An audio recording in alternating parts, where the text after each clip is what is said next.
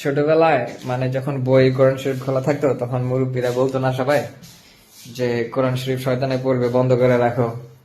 তো তখন আমি একবার এই কথা শোনার পরে আমি বলছিলাম যে তাহলে শয়তানে পড়ুক, পড়া মানুষ হোক, পড়া কিছু শিখুক।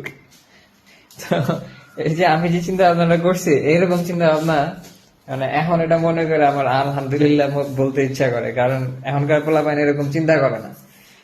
মানে যে যেমনি বলতেছে, যেটা বলতেছে এটাই শুনতেছে, বিশ্বাস করতেছে, মনে করে যে ইসলামিক একটা বিষয় বলছে এটা তো আমার বিশ্বাস করতেই হবে। কিন্তু এটা যে একটা লজিক্যাল, ইসলামের সবগুলো বিষয় থেকে লজিক্যাল, এটা যে আমার একটু চিন্তা করা যায় এটা আসলে কি সম্ভব, মানে সম্ভব কিনা।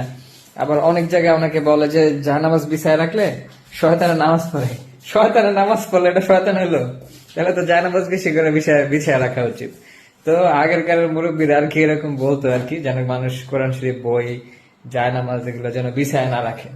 তো বিষয়টা বলার কারণে এটাই যে আমরা যেটাই শুনবো সেটাই যেন আর কি মানে অন্ধের মতো পালন করা শুরু না করি, এক মানে মানে কি বলে এই যে ভেড়ার মতো।